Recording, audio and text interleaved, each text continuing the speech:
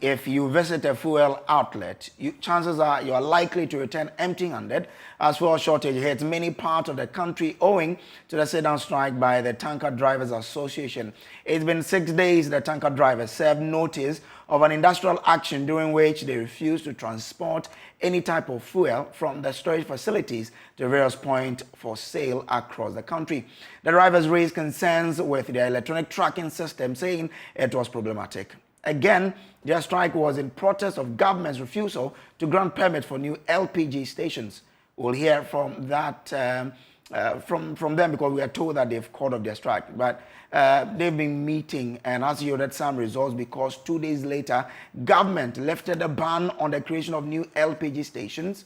However, the strike by the Tanker Drivers Association was just called off this evening, the effect of which was far-reaching since Thursday. Some of the fuel sale point report that there was shortage of petrol. We spoke to some drivers who had been roaming in search of petrol to buy. What we are understanding is that there's fuel shortage at many of the OMCs and their outlets here. We are currently in Abekan La Paz. This GOL station, we are told, has been out of petrol particularly for 2 days now, since Thursday, August. We'll try to speak to some of the drivers. Like this driver here, we are told that they've had to roam unsuccessfully trying to look for good quality oil, fuel. Please, what's your name? My name is Bernard Ampiao. Okay, Bernard. So, how long have you been trying to look for fuel? For the past 3 days now, I've been here trying to buy fuel. Normally what I do is, early in the morning, I fill my tank before starting work. But for the past 3 days, I've been here coming in the morning, in the evening. I don't get some to buy. I don't know the reason why. But I heard that maybe these tankers drivers have problem concerning their payments and those things. So I think, and even today I heard that they've called off the strike, but I'm still hoping that they bring us fuel because I normally buy oil. Okay. Yeah. Let me ask you, how disturbing is this for you?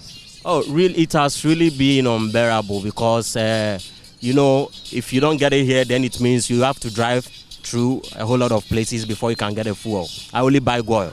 That is it. Yeah. But how many outlets have you been to? Like 6. Yes. And all of them tell you the same thing. They don't have petrol. The same thing. They don't have petrol. Wow. They only have diesel. So at this point, what do you want to be done? Because you needed to also do some work. Yeah. So what I have to do is I have to look out for other fuel stations. The people that they have, they just purchase it from there.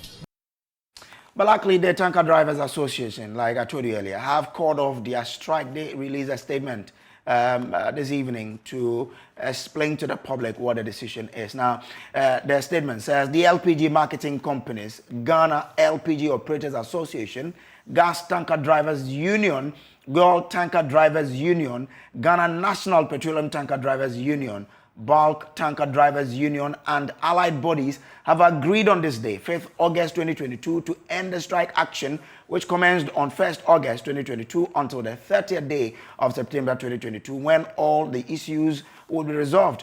This agreement was reached after a meeting with the National Petroleum Authority, NPA, and the Ministry of Energy following Cabinet's decision to lift the ban on the construction of stranded LPG filling stations. Together with the NPA, we have resolved to take immediate steps to resolve the operational challenges with the electronic cargo tracking system. A meeting is scheduled to take place on Monday, 8th August 2022, between the service provider, NPA, and our associations. We wish to thank the good people of Ghana for their understanding. And that's the details of the statement released this evening. We'll be joined on the phone lines by one of the tanker drivers, Sunday Alabi. Chief, thank you so much for joining us. Now, you've resolved to deal with the tracking system. Did they give you a deadline, or did you give them a deadline at which they have to ensure that all the pertinent issues are, dealt with? Because you're giving a deadline of September 30th. Thank you for your listeners as well, and good evening. Yes, we've given a deadline on September 30th. At first, we gave them 1 month. That is the end of August. But the MPA said there are some issues they need to handle, so we should extend it to 30th September. That's why we agreed to start the meeting on Monday.